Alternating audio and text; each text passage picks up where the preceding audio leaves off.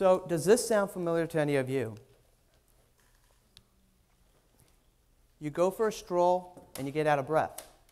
You go to check the mail, which should be a simple task, and it becomes a big task.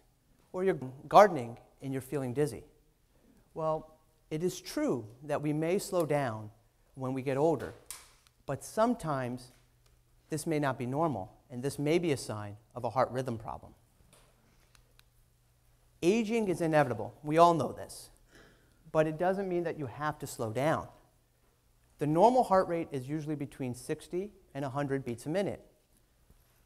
A slower heartbeat really translates into major problems. Oxygen can't get to where it needs to go. And this leads to symptoms. People can feel tired, lethargic, short of breath. They may feel dizzy. They may even pass out. And this is all due to the fact that blood is not getting to where it needs to go. And there's a name for this problem. It's called bradycardia. Bradycardia is when your heart rate or your pulse either persistently is slow, less than 60 beats a minute, or intermittently slows down for unknown reasons. Many people ask, well, what causes it?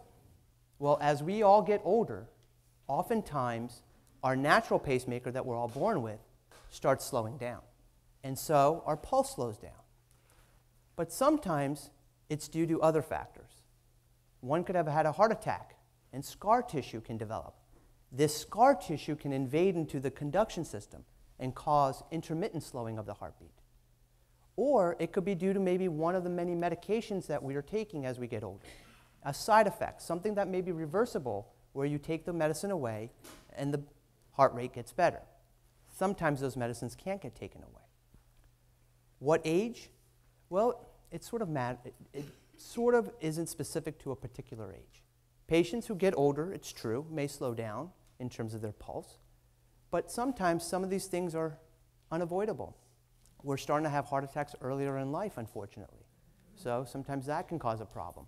Or some of these medications may be prescribed at a young age. So there isn't a number that correlates to the heart rate. Symptoms are the ones that I talked about just a moment ago. Dizziness, lightheadedness, fainting, feeling like you're going to faint.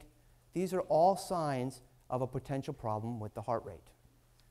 How do you find out if you have a problem? Well, your physician may decide to do an electrocardiogram, an EKG, where wires are placed on your chest and a measurement of the heart rate is created. Sometimes they may place a monitor on you called a Holter monitor. This is a monitor that you wear for 24 hours, and it records each and every heartbeat for that 24-hour period. With this recording, we're able to tell, well, how does the heart fluctuate?